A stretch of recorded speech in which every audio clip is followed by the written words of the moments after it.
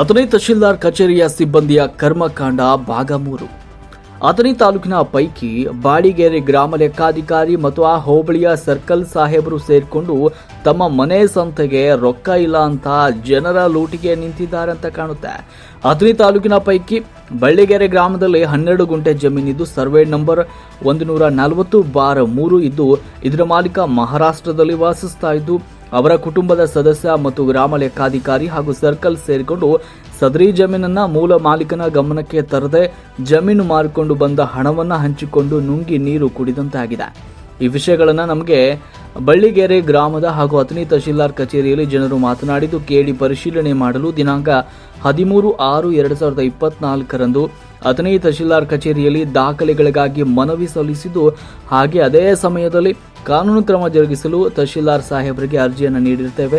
ಸತ್ಯ ಹಾಗೂ ಸತ್ಯಾಸತ್ಯತೆಯನ್ನು ನೋಡಲು ಹೊರಟಾಗ ಒಂದು ಗೂಢವಾದ ವಿಷಯ ಕಂಡುಬಂದಿದ್ದು ಇದರ ಮೂಲ ಮಾಲೀಕ ಮಹಾರಾಷ್ಟ್ರದಲ್ಲಿ ಮೃತಪಟ್ಟಿದ್ದಾರೆ ಅಂತ ಕಂಡು ಬಂದಾಗ ನೋಂದಣಿ ಇಲಾಖೆಯಲ್ಲಿ ಇದು ಹೇಗೆ ನೋಂದಣಿಯಾಗಿದೆ ಎಂದು ಪರಿಶೀಲಿಸಿದಾಗ ಅಲ್ಲಿಯೂ ಗೋಲ್ಮಾಲ್ ನಡೆದಿರುವುದು ಕಂಡುಬಂದಿದೆ. ಇದನ್ನು ಮಾನ್ಯ ತಹಶೀಲ್ದಾರ್ ಅವರು ಗಮನಹರಿಸಿ ಪರಿಶೀಲನೆ ಮಾಡಲು ಇದರ ಸಂಬಂಧಪಟ್ಟ ಸಿಬ್ಬಂದಿಗಳಿಗೆ ಸೂಚಿಸಿದಾಗ ಮೂಲ ಮಾಲೀಕ ಎಲ್ಲಿದ್ದಾನೆ, ಮಾರಿಕೊಂಡ ವ್ಯಕ್ತಿ ಯಾರು ಹಾಗೂ ನಕಲಿ ಸಹಿ ಮಾಡಿದ ವ್ಯಕ್ತಿ ಯಾರು ಮತ್ತು ಇದನ್ನು ಖರೀದಿಸಿದ ವ್ಯಕ್ತಿಯ ಮೂಲ ಎಲ್ಲಿಯದು ಎಂಬುದರ ಕುರಿತು ಸಂಪೂರ್ಣ ವರದಿ ಸಲ್ಲಿಸಲು ಸಂಬಂಧಪಟ್ಟ ಅಧಿಕಾರಿಗಳಿಗೆ ಆದೇಶವನ್ನು ಮಾಡಿರುತ್ತಾರೆ.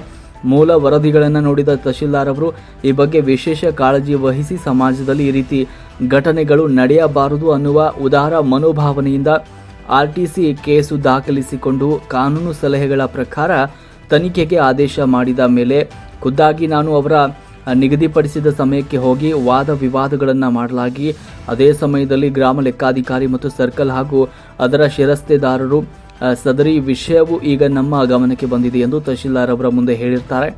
ಇದನ್ನು ಗಮನಿಸಿದ ತಹಶೀಲ್ದಾರ್ ಅವರು ಕೆಲವು ದಿನದ ಕಾಲಾವಕಾಶವನ್ನು ನೀಡಿರ್ತಾರೆ.